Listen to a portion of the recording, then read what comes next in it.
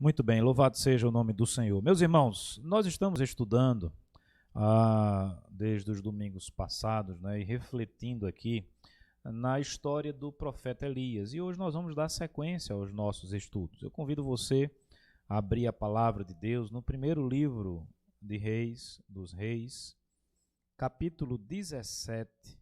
Nós vamos fazer a leitura do verso 8 em diante. Primeiro livro dos Reis, capítulo 17, do verso 8 em diante vai ser a leitura do texto. E aí nós vamos estudar, tentar expor e trazer aqui para os irmãos aqueles ensinamentos que são preciosos para a nossa vida. Se você estiver com a Bíblia perto, aí você abra a sua Bíblia, acompanhe conosco a leitura. Primeiro livro dos Reis, capítulo 17, a partir do verso 8, diz assim: Então lhe veio a palavra do Senhor, dizendo: Dispõe-te e vai a Serepta, que pertence a Sidom, e demora-te ali, onde ordenei a uma mulher viúva que te dê comida. Então ele se levantou e se foi a Serepta. Chegando à porta da cidade, estava ali uma mulher viúva a apanhar lenha. Ele a chamou e lhe disse: Traze-me, peço-te uma vasilha de água para eu beber. Indo ela a buscá-la, ele a chamou e lhe disse: Traze-me também um bocado de pão na tua mão.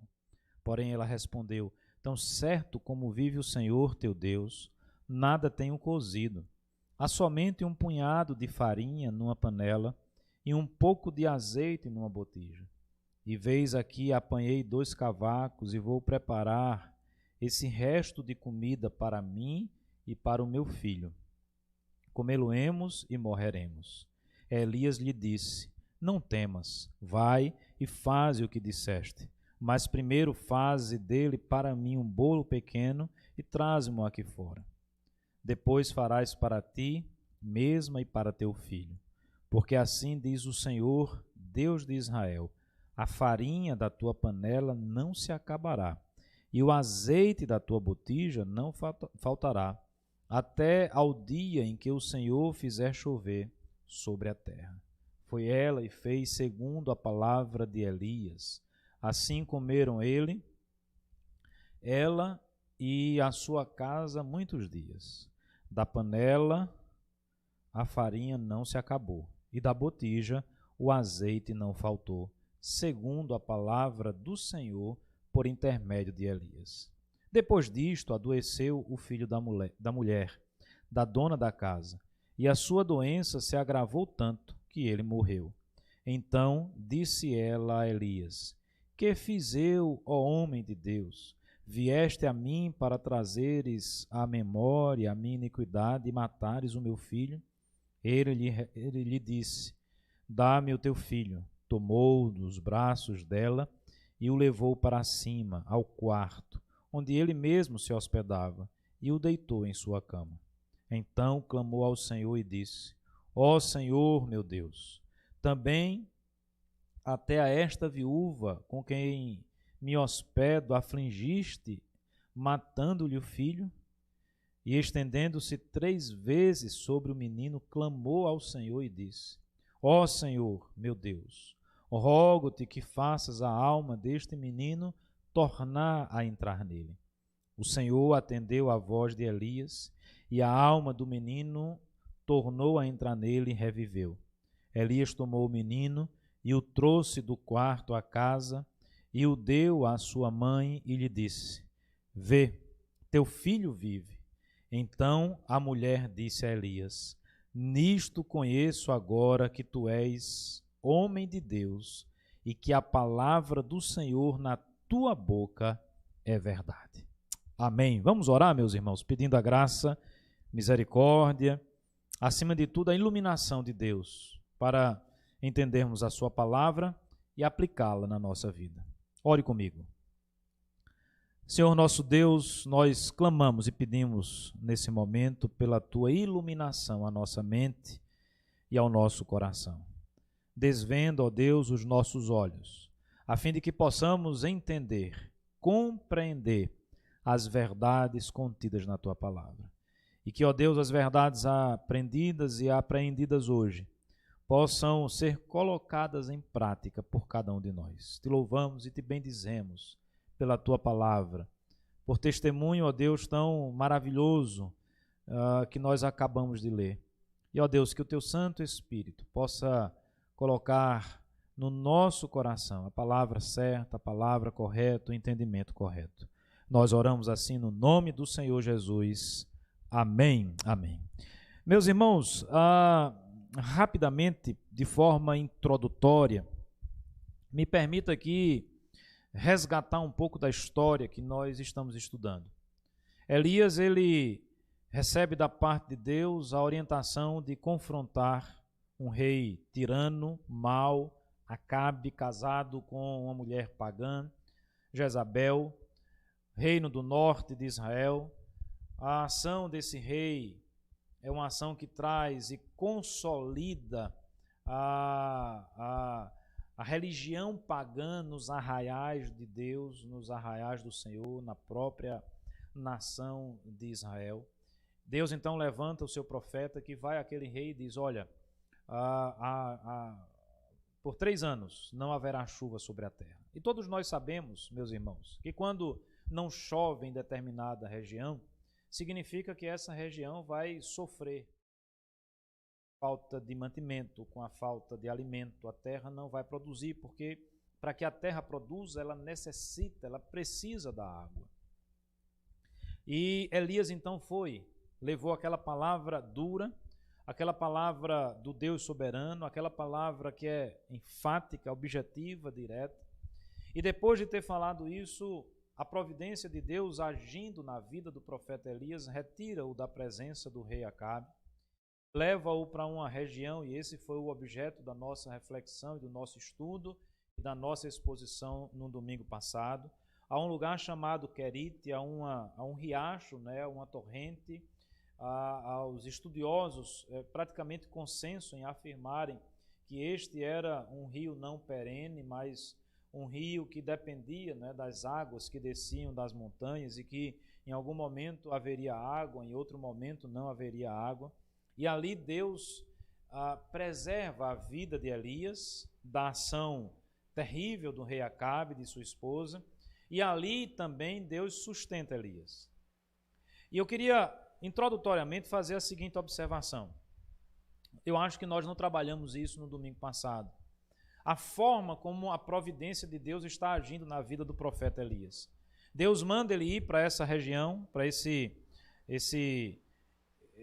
córrego, né, esse riacho na fronteira ali com o Jordão, chamado Querite. E ali ele teria a água do rio, e a palavra de Deus diz que Deus mandaria comida para ele. E quem seria o portador desse alimento seriam as aves, mais precisamente, e esse é um detalhe importante, os corvos. Eles iriam levar ali pão, e assim aconteceu, e carne pela manhã e ao final da tarde. Algo semelhante ao maná lá atrás, não é? Quando Deus também sustentou o povo no deserto. Mas o que me chama a atenção é que a ave utilizada estava muito mais para uma ave que gostaria de comer aquela comida, né? Uma ave de rapina, uma ave que talvez estivesse ali de boca aberta só esperando Elias morrer para devorar inclusive o resto do seu corpo. É uma árvore muito mais afeita no seu instinto a esse tipo de procedimento do que uma ave que estaria ali, vamos dizer assim, à disposição para alimentar o profeta. Mas veja, meus irmãos, que a providência de Deus se estabelece na vida de Elias a partir do momento em que ele obedece a Deus e obedece talvez aquela instrução que aos olhos humanos fosse a mais absurda possível, fosse a mais improvável, absurda no sentido de ser improvável, absurda no sentido de ser algo que foge completamente à razão e à normalidade. E ali Elias passou alguns dias, e ali Elias passou um tempo, e ali Deus, através da sua providência, sustentou o profeta, guardou o profeta dos emissários do rei. Ele ali estava resguardado, a seca já estava assolando a terra, mas ele ainda tinha aquela água do riacho. Ele tinha os corvos que levavam alimento pela manhã e pela tarde, pão e carne. Só que a água do riacho começou a secar. Mais um teste, mais uma oportunidade do profeta, diria eu, consolidar a sua fé e a sua convicção e certeza na providência e no poder de Deus. Deus diz então, olha, sai daí de onde você está, sai de Querite, e você vai agora a Serepta, Sidom. Lá existe uma viúva e essa viúva vai lhe dar acolhida e essa viúva vai cuidar de você. E mais uma vez nós estamos diante do improvável na ordem de Deus. O local para onde Deus envia Elias agora é a cidade de Jezabel. É como se Deus estivesse mandando Elias, não é, para, vamos dizer assim, para o quartel-general do território inimigo. Era uma cidade pagã, ele não estava indo pedir auxílio e ajuda dentre os seus irmãos, ele não estava indo pedir auxílio e ajuda dentre os seus parentes, não, ele estava indo para uma terra totalmente distante. E se isso não bastasse, o texto ainda afirma que iria cuidar dele, era uma viúva. Mais uma informação importante para a nossa reflexão. No contexto daquela época, hoje ainda imagine naquela época, meus irmãos, ser viúva significava estar num status social de extrema vulnerabilidade. Na realidade, ela é quem precisava ser ajudada. Na realidade, ela é que precisava do apoio. Talvez não fosse a pessoa mais indicada, talvez não fosse a pessoa mais adequada para promover o apoio que o profeta precisava. Mas é exatamente isso que Deus ordena. E mais uma vez, nós vemos aqui o profeta Elias desfrutando da providência de Deus, porque ele decidiu firmemente no seu coração obedecer às ordens de Deus.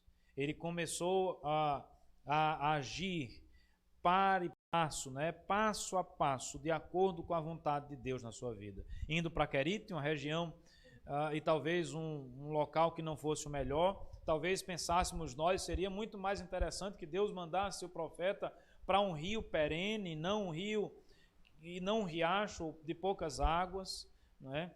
Mas Deus trabalha assim conosco, meus irmãos. É como o maná lá atrás, é como a oração do Pai Nosso, né? A perspectiva de que a cada dia o pão nosso vai nos ser dado, a cada dia aquela água do riacho era importante. E agora Elias está se dirigindo àquela cidade de Serepta, indo ao encontro daquela viúva. A palavra de Deus é muito clara quando Deus diz que ele haveria de falar ao coração daquela viúva para que ela recebesse o profeta. E então nós chegamos aqui no texto, e aí nós chegamos no momento aqui descrito no texto. Ele levanta-se, vai para Serepta, que pertence a Sidom, veja aí no verso 9, e ali a palavra de Deus diz, você vai ficar ali o tempo que eu achar oportuno que você fique, porque eu ordenei a uma mulher viúva que te dê comida. O verso 10 mostra a atitude de Elias, a atitude da obediência, a atitude de um servo, a atitude de alguém que reconhece o poder, a soberania de Deus. E o verso 10 diz, então se levantou e se foi a Serepta. Eu me permita fazer aqui um rápido paralelo com Jonas, porque os dois foram mandados para uma terra pagã. Jonas decidiu no seu coração não obedecer, mas decidiu firmemente no seu coração desobedecer. Elias fez o caminho contrário àquele que Jonas havia feito. Elias faz o caminho da obediência. Elias faz o caminho da observância estrita da vontade de Deus na sua vida. Levantou-se sem questionar, sem perguntar, sem achar que a vontade de Deus não era boa para ele, não era melhor. Do local que ele estava, meus irmãos, até Serepta, ele teria que percorrer em torno de 100 quilômetros. Ele não tinha automóvel para fazer isso, ele fez a pé com fome e com sede, esse percurso. Mas ele tinha no seu coração uma convicção, ele tinha que obedecer a Deus. Deus era soberano. E diz o texto que chegando à porta daquela cidade, estava ali uma mulher viúva, apanhando lenha. Ele a chamou e lhe disse, traze-me peço-te uma vasilha de água para eu beber. E aí nós começamos então a ver aqui a história de Elias junto com aquela viúva ali na cidade de Serepta. Desenvolve-se então esse fio do novelo, né? Desenvolve-se então a história do profeta com aquela viúva. Uma história, meus irmãos, da providência de Deus. Uma história maravilhosa. Uma história que traz o milagre sendo realizado. Uma história que mostra a soberania de Deus. Uma história que mostra toda a fragilidade e dependência do ser humano. E eu queria olhar para essa história pensando e tentando ver na perspectiva daquela viúva no primeiro momento. A dor daquela viúva era intensa por conta da situação em que realmente, continuando a história, nós vamos perceber que mais à frente a dor dela se acentua muito mais do que a falta do alimento que era iminente diante dos seus olhos, quando o texto relata aí no verso 17, e interessante que o relato do texto é um relato muito objetivo, não traz os detalhes, não traz o que aconteceu, mas o texto diz no verso 17 que depois disso adoeceu o filho da mulher, da dona da casa, e a sua doença se agravou tanto que ele morreu. Me parece, eu tenho a sensação quando eu leio esse texto, que ele foi acometido de fato de uma doença devastadora. Que doença é essa? Eu não sei. Mas o filho daquela viúva não se demorou muito. Uma vez sendo atacado, atingido por aquela doença, ele veio a falecer. Vejamos, irmãos, que nós estamos diante de uma viúva que já estava numa situação vulnerável na sociedade, recebe o profeta, acolhe o profeta. Eu até escrevi hoje no boletim de nossa igreja, o texto é baseado na ação dessa viúva, porque algo me chamou muita atenção na história, na ação, no comportamento dessa mulher. Vejamos, meus irmãos, que quando Elias chega à porta da cidade, vejamos que quando ele encontra-se com aquela viúva, ele já havia sido orientado por Deus que uma viúva haveria de cuidar dele, então ele pede a ela água. E ele não pede apenas água, ele pede também comida. E ela, de uma forma muito clara, passa o relatório do que existia na sua despensa. Um pouco de farinha, um pouco de azeite, um pouco de água, não tinha muito. Na realidade, ela estava ali apanhando gravetos, apanhando lenha, para fazer, na sua visão, na sua perspectiva, o seu último cozido. Ela iria fazer aquela alimentação, ela iria comer com seu filho, e os dois haveriam de esperar a morte na perspectiva daquela viúva. A perspectiva dela era isso que era isso que estava no horizonte, era isso que estava diante dela. Mas uma coisa me chama a atenção, meus irmãos, na postura dessa viúva. Mesmo nas últimas, mesmo tendo ali a última porção de alimento, ela não sentou no canto, ela não foi chorar amargamente, ela não foi num ato, sei lá, depressivo, algo nessa perspectiva, não é? Entregar-se ao desespero da vida, mas ela ainda estava ali apanhando os gravetos. Ela ainda estava ali para fazer o último cozido. Ela estava lutando até o último momento da sua existência. Ela estava agindo até o último momento da sua existência. E eu vou mais além. Ela não só estava lutando até o último momento da sua existência, como naquele instante, eu acredito assim, penso dessa forma, na leitura desse texto, ela já começa a compreender que ela estava diante do homem de Deus, que ela estava diante de um profeta, que ela estava diante daquele que era enviado pelo Deus Todo-Poderoso, pelo Senhor dos Exércitos. Talvez ela não tivesse o detalhe ou os detalhes dessa revelação de Deus. Ela vivia numa cidade pagã.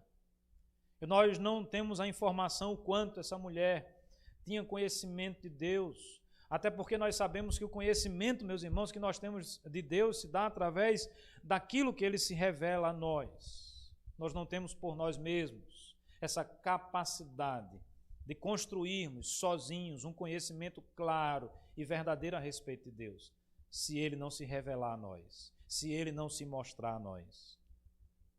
Mas ela diz, olha, eu vou fazer isso, não é? Ela então decide seguir a orientação, farei conforme a palavra do homem de Deus, farei conforme a palavra do servo do Senhor. E aí, mais uma vez, nós encontramos ali o milagre acontecendo. Veja, irmãos, a história de Elias é a história de muitos e muitos milagres. Obviamente que se você tem dificuldade de aceitar a existência de milagres, você vai dizer que essa história é mito. Você vai dizer que essa história não existiu.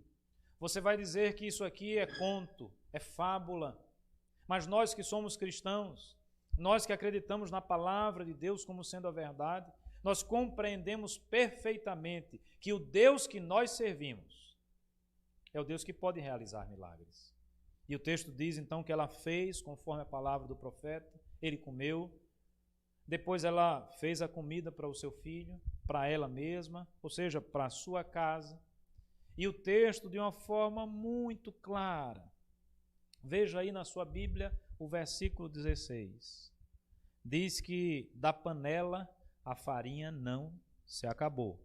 Da botija o azeite não faltou. Segundo a palavra do Senhor, por intermédio de Elias. Então, ela teve a provisão, ela teve o sustento diário. Esse é o Deus que nós acreditamos. Esse é o Deus de milagres. Esse é o Deus que, quando nós obedecemos a sua palavra, ele honra a sua palavra. Mas nós precisamos agir, nós precisamos ter fé, nós precisamos ter esperança, nós precisamos juntar os gravetos até o último instante da nossa existência. E muito mais do que isso, nós precisamos sempre ter no horizonte da nossa existência a obediência como sendo a palavra de ordem. Mais uma vez, a providência de Deus está agindo na vida daquela mulher. Mais uma vez, a providência de Deus está agindo na vida do profeta Elias. O profeta que havia sido alimentado pelos corvos, o profeta que tinha bebido lá em Querite da água do riacho, o profeta que já havia experimentado e sabia perfeitamente na sua própria existência que Deus é o Deus da providência. É interessante que essa experiência com Deus, meus irmãos, na vida do profeta Elias vai se aprofundando. Eu não sei se vocês percebem isso. Antes de chegar ao nível de Serepta, era preciso passar por Querite. Mas desde Querite a gente já vai vendo o milagre de Deus sendo realizado na vida do profeta. Então, a viúva, talvez naquele momento em que usava a farinha, usava o azeite, e o alimento não acabava, ela começa a perceber que ela não estava diante de um Deus qualquer, mas ela estava diante do Deus vivo e do Deus verdadeiro. Mas, meus irmãos, mesmo sendo alvos da providência de Deus, mesmo sendo abençoados por Deus, aconteceu, eu vou usar essa expressão, mais um desastre na vida daquela mulher, porque já havia o desastre da fome. Nesse primeiro, ou com relação ao primeiro, a providência de Deus já estava atuando e ela não estava passando fome. E ela não estava passando sede. É bem verdade que Deus não estava mandando lá as comidas mais exóticas e talvez mais saborosas, porque nem sempre a providência de Deus se dá nessa perspectiva, se dá na medida exata da nossa necessidade. Mas ela agora, meus irmãos, enfrenta uma segunda tragédia. Veja, mais uma vez, olhe para o verso 17. Depois da experiência fantástica e maravilhosa do milagre do alimento não faltar,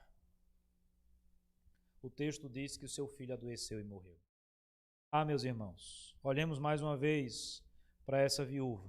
E agora a sua palavra é de dor, a sua palavra é de lamento, a sua palavra é uma palavra de uma mãe que sofre talvez a mais terrível dor que um mortal pode sofrer, que é a perda do seu filho. Não é algo simples. Não podemos, sob hipótese alguma, menosprezar o sofrimento dessa mulher. De modo que é compreensível toda a sua fala. E a sua fala é uma fala de questionamento. Eu não enxergo aqui nessa mulher um questionamento que tem como propósito afrontar esse Deus que já estava sustentando.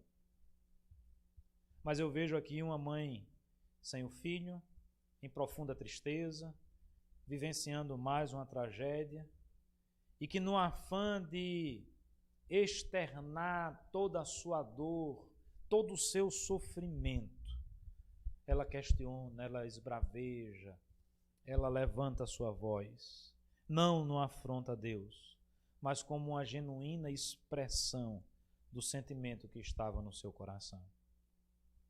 Que fiz eu, homem de Deus, disse a viúva a Elias, vieste a mim para trazeres à memória a minha iniquidade e matares o meu filho.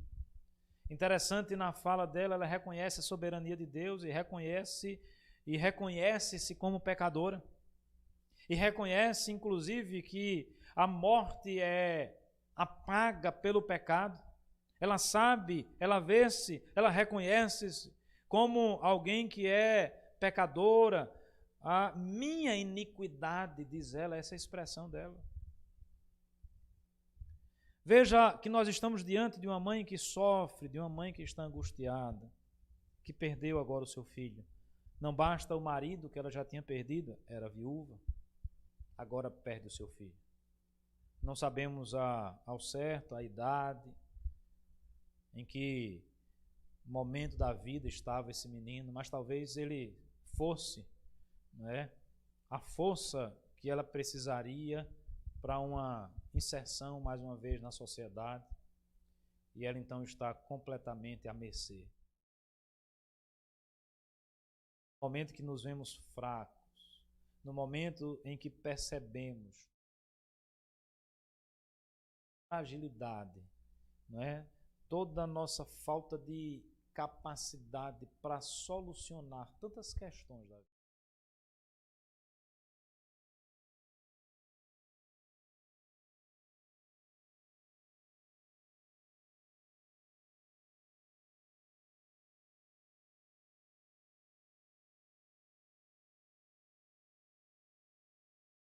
A qual nós não conseguimos solução, nós não conseguimos respostas adequadas, é nesse momento que a providência de Deus age.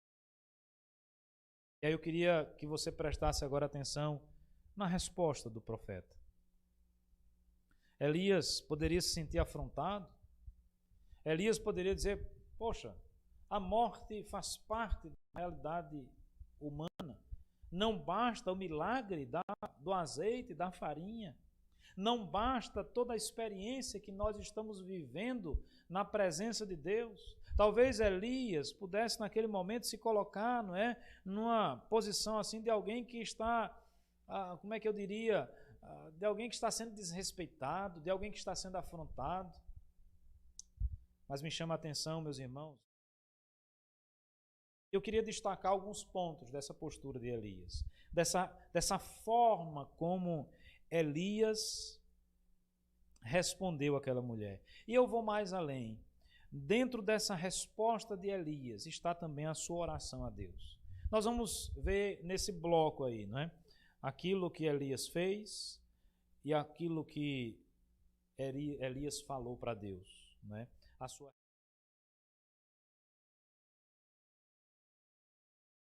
coisa que me chama a atenção, que Elias, naquele momento, ele se mostra totalmente sensível à dor daquela mulher. E ao invés de confrontá-la, e ao invés de talvez se chatear com aquele tipo de questionamento, ele simplesmente diz àquela mulher, está aí no verso 18, meus irmãos. Aliás, desculpa, está no verso 19. Ele diz assim, dá-me o teu filho. Ele tomou o filho nos braços, levou para cima, para o quarto em que ele estava hospedado. Ali deitou o corpo, e apenas o corpo, daquele filho morto agora, sem a alma. A morte foi constatada, a alma voltara para Deus, não é? O espírito voltara para Deus que o deu, o corpo estava ali, deveria nas próximas horas ser enterrado, voltando para a terra também de onde veio, constatada a morte, a separação, mas Elias, o filho da viúva, e leva para o seu quarto. Primeira coisa que eu gostaria de destacar nessa postura dele é a postura da empatia, é a postura, eu até diria, dócil de um profeta que vê e que sabe, que reconhece a dor que aquela mulher estava sentindo. Aprender com o profeta, com o homem de Deus. Quantas e quantas vezes pessoas se chegam a nós, sofrendo, coração dolorido, angustiadas por tantas situações experimentadas na vida. E qual tem sido a nossa postura? Muitas vezes nós precisamos agir como o profeta fez.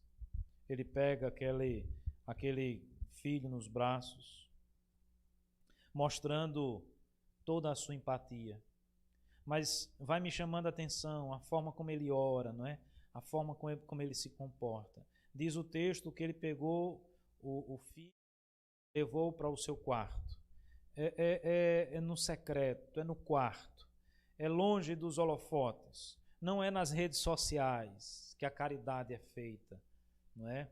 Não é nas redes sociais que a verdadeira empatia é demonstrada. Mas ele leva aquele corpo para o seu quarto. E ali ele ora a Deus. E ali ele coloca-se na presença do Senhor. E o que me chama a atenção é que a sua oração ela é construída de uma forma muito interessante. Veja que o verso 20 diz: então clamou ao Senhor e disse: ó Senhor, meu Deus. Eu olho e leio essa expressão, meu Deus, e eu vejo aqui o profeta tentando sensibilizar o coração de Deus, chamando a atenção de Deus para a relação íntima que ele tinha com o Criador. Ele não estava falando com um Deus qualquer, ele não estava falando com um pedaço de barro, de pedra, ele estava falando com o Deus de Abraão, de Isaac, de Jacó, com o Deus de Israel, ele estava falando com o seu Deus. Quando você ora, meu irmão, quando nós oramos, quando nós nos colocamos na presença de Deus, o fazemos com esse sentimento no nosso coração? Nós estamos falando com o nosso Deus, com o Deus que nós servimos, com aquele que escuta as nossas orações, com aquele que é o Senhor das nossas vidas. Então ele, num gesto, não é, de intimidade com o Senhor, ele ora, ele coloca-se na brecha, ele pede, não é? E aí vemos aqui um outro ponto bastante interessante. Veja que ele reconhece de forma bastante clara a soberania de Deus, meus irmãos, em toda essa situação. Porque ele reconhece aqui que Deus é quem estava afligindo aquela viúva com mais essa situação, com mais esse, vamos dizer assim, desastre, né? Com mais essa situação. Veja, ó Senhor meu Deus, também até a esta viúva com quem me hospedo afligiste, matando-lhe o filho. Eu estou lendo o finalzinho do versículo 20. Nada acontece nesse mundo que não esteja embaixo da vontade de Deus. Talvez esse seja um assunto indigesto. Assunto talvez para um outro momento de estudo, de exposição da palavra de Deus. Mas é uma verdade diante da qual nós estamos e não podemos fugir. Deus deu, Deus tomou. Bendito seja o nome do Senhor. Deus é soberano. E o profeta, ele não se coloca diante de Deus sem reconhecer essa soberania do Senhor. Veja a intimidade na sua fala. Deus meu, a reconhecimento da soberania de Deus. Mais uma vez enfatizo, ele busca a Deus na solidão do seu quarto. é o seu coração, é a sua mente falando com Deus, é Ele e Deus, sem os holofotes, sem o espetáculo, sem as luzes, porque esse não era o objetivo. O objetivo não é que o profeta fosse enaltecido como alguém que produziu ou foi o canal para que fosse produzida a primeira ressurreição que nós temos relatado na Bíblia. Porque este é o primeiro relato que nós temos de um milagre dessa ordem, dessa natureza. Ele não queria aparecer, obviamente, é um momento a sós com Deus, é um momento em que estamos na presença de Deus. Mas eu chamo mais atenção para uma outra situação aqui apresentada através da narrativa bíblica. O texto diz que o profeta clamou. Existem momentos, irmãos, onde nós oramos e simplesmente oramos. Existem situações que nós precisamos fazer mais do que isso. Nós precisamos fazer mais do que falar. Nós precisamos fazer mais do que usarmos a mesma entonação. Nós precisamos gritar, nós precisamos clamar, nós precisamos nos quebrantar, nós precisamos nos colocar no pó, reconhecendo que o poder pertence a Deus. Aquele que clama se humilha na presença de Deus. Aquele que clama reconhece a sua insignificância. Aquele que clama sabe que nada pode fazer. O que é que Elias poderia fazer diante daquele corpo morto nos seus braços ou deitado sobre a cama? Ele por si só não tinha poder para fazer absolutamente nada, mas ele estava diante de um Deus que podia fazer alguma coisa. Ele estava diante do Deus que é o Senhor da vida. E quando ele está diante desse Deus, ele não tem outra postura senão, através do seu clamor, reconhecer que Deus pode, reconhecer que Deus é soberano e implorar, clamar, pedir enfaticamente que Deus agisse com graça, que Deus agisse com misericórdia. Na verdade, a expressão misericórdia vai ser ressaltada nesse texto. Mas ele fez isso, irmãos. O clamor aqui denota esse fervor. Ele fez isso me parece não apenas por uma vez. O texto diz que ele se dobrou sobre o corpo daquele do filho da viúva por 3 vezes. Isso me ensina outra coisa a respeito da postura do profeta. A sua insistência. Ele não desistiu. Eu não sei, meus irmãos, cada caso é um caso. Eu não tenho como dizer que da mesma forma que aconteceu com Elias, situações vão acontecer conosco hoje. Mas uma coisa eu sei, e alguns princípios nós podemos tirar desse texto. Nós precisamos insistir. Lembre-se que Jacó ou Israel, na realidade Israel, tem o seu nome estabelecido, quando ele também, de forma insistente, busca a bênção de Deus na sua vida. É preciso continuar apanhando os gravetos. Por mais que aquela mulher estivesse sofrida, por mais que aquela mulher estivesse passando por uma forte tragédia, era preciso juntar os cacos, era preciso clamar, era preciso insistir na presença de Deus, meus irmãos. Eu não sei quanto significa essa insistência na minha vida ou na sua vida. Como eu disse, cada caso é um caso.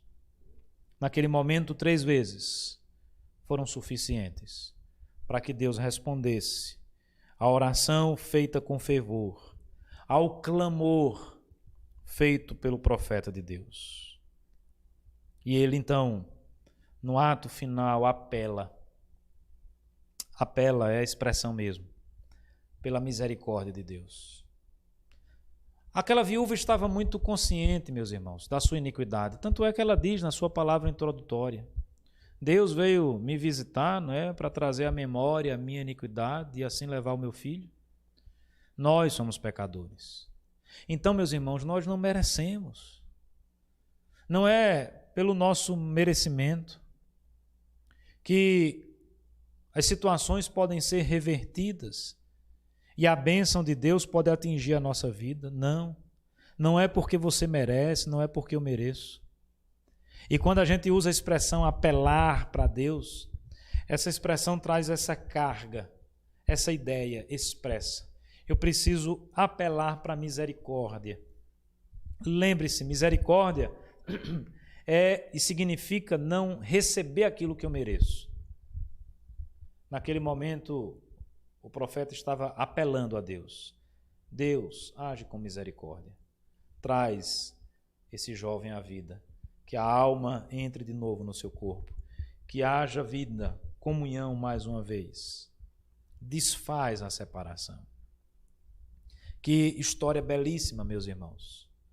História que, inclusive em épocas como essa que nós estamos vivendo, de intensas lutas, de intensas dificuldades, nos mostra e nos revela e nos fala do poder de Deus.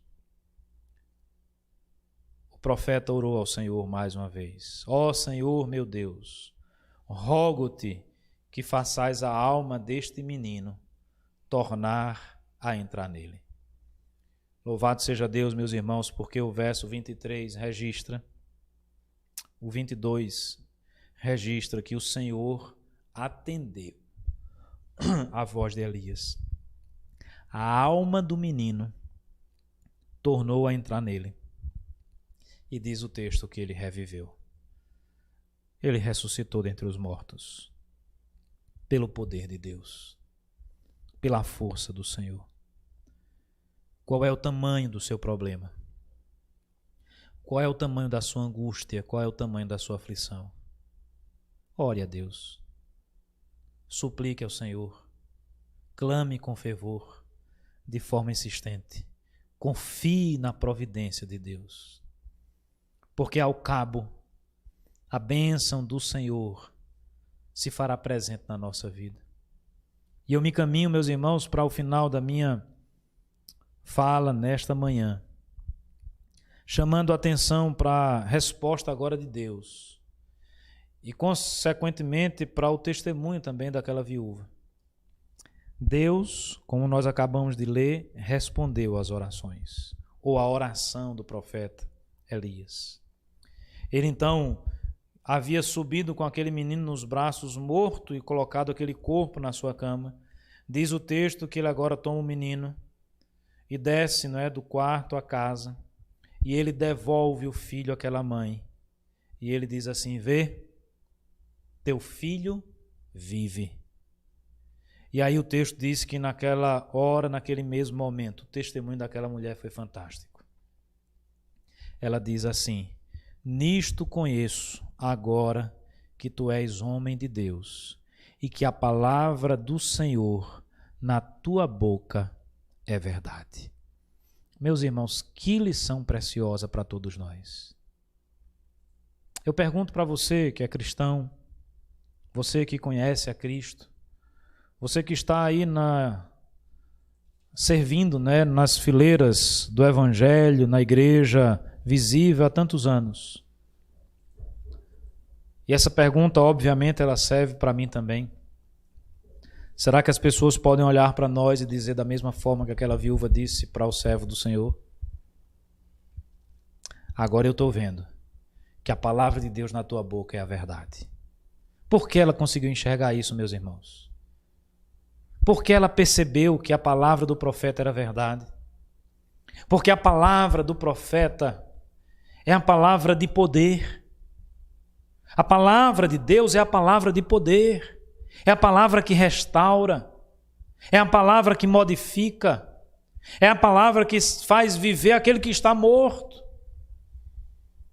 Meus irmãos, nós não somos portadores, enquanto cristãos, enquanto servos de Deus, de uma palavra tacanha, de uma mensagem sem força, sem poder, Não, nós somos portadores do Evangelho da graça de Deus. Nós somos porta-vozes do Deus que é o Senhor dos exércitos. Nós falamos em nome do Deus Todo-Poderoso. Nós temos nas nossas mãos a Bíblia Sagrada, que é a palavra de Deus, e essa palavra é o poder de Deus agindo na vida das pessoas. E eu vou mais além, nós servimos àquele que é a palavra, que é o verbo que se fez carne, que habitou entre nós, e que é o poder de Deus, poder que salva, poder que liberta, poder que dá vida, poder que modifica a existência das pessoas.